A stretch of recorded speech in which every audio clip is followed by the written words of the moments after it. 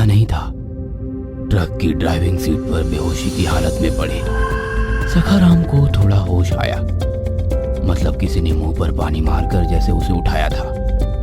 उसका ट्रक सड़क छोड़कर एक वीरान से घास के मैदान पर खड़ा था।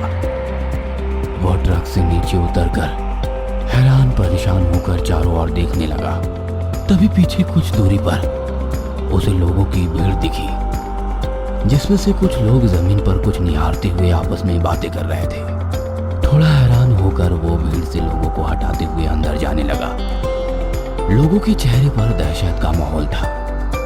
सब एक दूसरे की तरफ देखकर हैरानी से बात कर रहे थे। उसने देखा तो जमीन पर उसी के ट्रक के टायर के निशान थे, पर एक जगह खूब सारा कीचड़ फैला हुआ था। तभी भीड़ से किसी ने कहा, ये देखो, यही ट्रक चला रहा था। सखाराम ने उसकी बातों पर ध्यान नहीं दिया और तभी कीचड़ के अंदर उसे एक इंसानी हाथ दिखा, जो खून और कीचड़ से लदा हुआ था। उसने जरा ध्यान से देखा और एक सदमे से जैसे उसके पैरों के नीचे से जमीन खिसक गई। जमीन पर कीचड़ में किसी की लाश थी। कीचड़ की वजह से पहचान में ना आने वाली उस लाश को देखकर सखाराम जैसे चक्कर खाकर गिर गए और उनके कानों में उनके ट्रक के क्लीनर सुनील की आवाज गूंजने लगी, जो कल रात वो डर के मारे बोल रहा था। अन्ना, ट्रक के सामने कोई आया था क्या? बोलो ना, आपने किसी को ट्रक से कुचला है क्या? अन्ना, मुझे बहुत डर लग रहा है। कल रात की सुनील की वो आवाज अब सखाराम के कानों में गूंजती। वो आवाज कम होने लगी। आंखें खोली तो वो लोगों से घिरे थे। सखाराम के कानों पर पड़ने वाली लोगों की वो बातें और आवाजें धीरे धीरे कम होने लगी। उसे आवाज आ रही थी तो सिर्फ एम्बुलेंस के सायरन की। वो आवाज सुनकर मानो जैसे उसका दिमाग सुनना पड़ने लगा। वो जमीन पर पड़ा था और उसके चारों तरफ खड़ी लोग उसकी तरफ देखकर हैरानी से आपस में कुछ बोल रहे थे, पर उनकी आवाज नहीं आ रही थी। सखाराम अपनी चौड़ी आंखों से लोगों के हिलने वाले होठों को देख रहा था। धीरे धीरे सब कुछ जैसे धुंधला सा नजर आने लगा। तभी कुछ लोगों ने उसे उठाकर एम्बुलेंस के स्ट्रेचर पर लिटाकर अंदर डाल दिया। कानों में एम्बुलेंस के सायरन की लगातार घूमती आवाजों के साथ बीती रात घटी भयानक घटनाओं का सारा सिलसिला उसकी नजरों के सामने आने लगा। डर की वजह से रंग उड़ा हुआ चेहरा, कांपते हुए लफ्ज, डरी सहमी नजर, सब कुछ। बीती रात के 2 बज चुके थे। रात के काले घने अंधेरे में किसी काले सांप की तरह दिखने वाली सुनसान सड़क से माल से खचाखच भरा ट्रक गुजर रहा था। रास्ते की दोनों तरफ खड़े बरगद की पेड़ की लंबी झुकती हुई शाखाएं जमीन तक पहुंच रही थी। शाखाओं के बीच में उल्टा लटकने वाली चमगादड़ों का झुंड देखकर कुछ अजीब सा लग रहा था।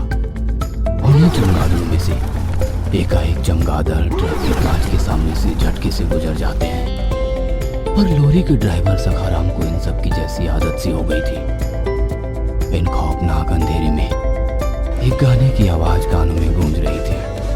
ट्रक के अंदर लगाए रेडियो एफएम पर एक प्यारा सा गाना लगा था। रात के गहरे सन्नाटे के बीच कानों पर पड़ती हुई सुरीली आवाज की वजह से ड्राइवर को नींद नहीं आ रही थी, जिसकी वजह से वह अच्छी तरह से ड्राइविंग कर पा रहे थे। गाड़ी तेज भागने के लिए उन्होंने गाड़ी को गियर में डाला और गाड़ी ने फिर से तेज रफ्तार पकड़ ली। ड्राइवर साइड की खुली छोटी सी खिड़की से भीतर आती ठंडी हवाओं के झोंके जैसे मन को ताजगी दे रहे थे। उसी ठंडी हवाओं के झोंकों की वजह से ट्रक के क्लीनर को गहरी नींद लगी थी। बाईं तरफ के लकड़ी के बेड पर वो इत्मीनान से सोया हुआ था। सड़क पूरी तरह से सुनसान होने के कारण अब ट्रक ने 70-75 का स्पीड पार कर लिया था।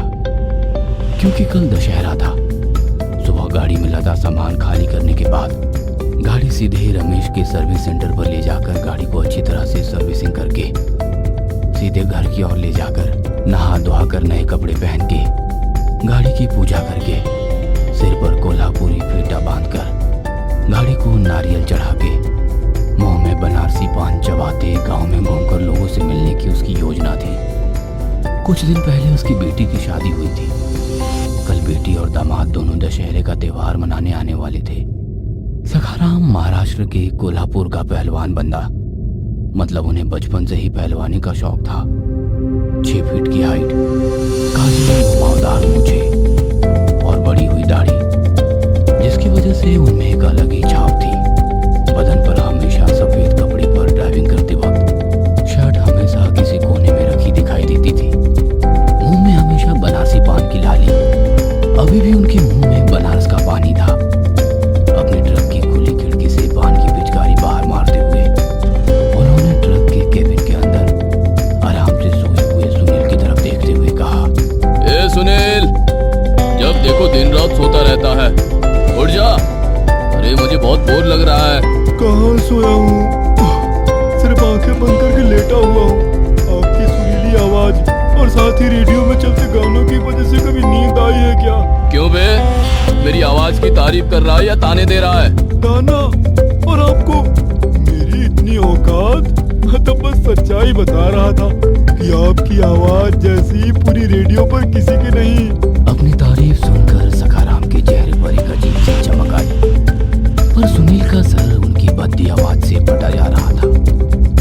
आवाज बंद करने के लिए सुनील ने दोबारा से एक पान बनाया और सखाराम को दे दिया।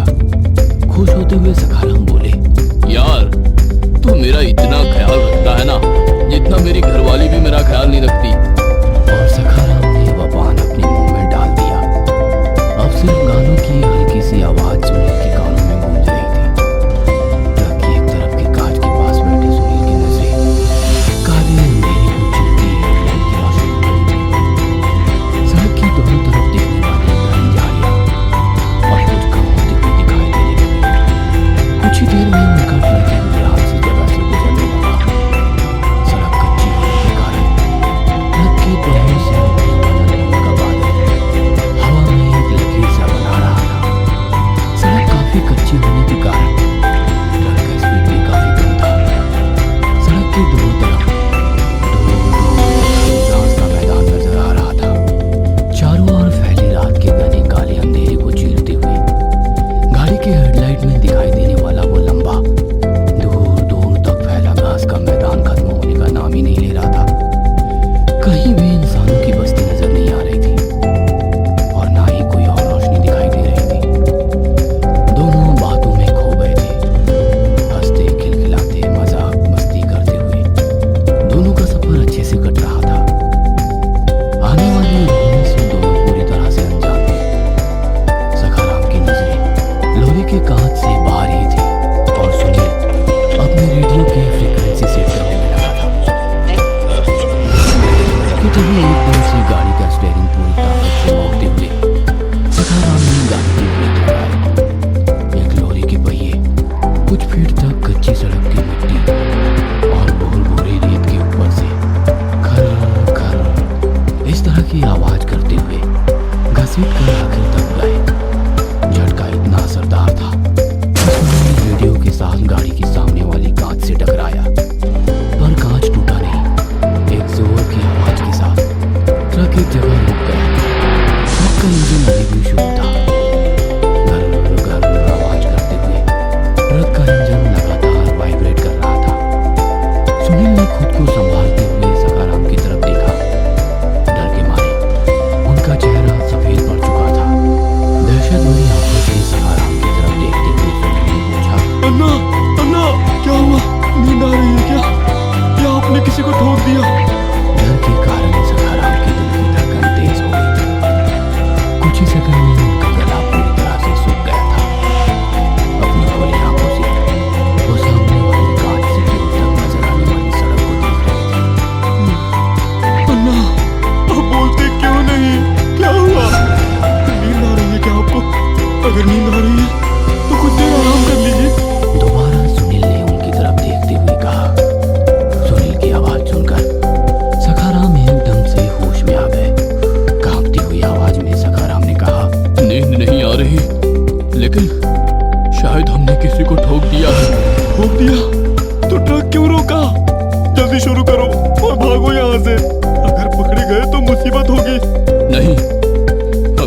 इंसान जिंदा होगा तो। कहते हुए ट्रक के सामने वाली हेडलाइट वैसे ही शुरू रखकर सखाराम नीचे उतरे। सुनील भी दूसरी तरफ से नीचे उतर गया। दोनों ही एक के बाद एक ट्रक के पहिए देखने शुरू कर दिए। कच्ची सड़क होने के कारण धूल मिट्टी का एक गुब्बार ट्रक के आसपास तैयार हो गया, जिसके कारण कुछ भी साफ साफ नजर नहीं आ रहा था। मोबाइल का टॉर्च ऑन करते हुए दोनों ट्रक के पहियों को देखने लगे, पर कुछ भी नहीं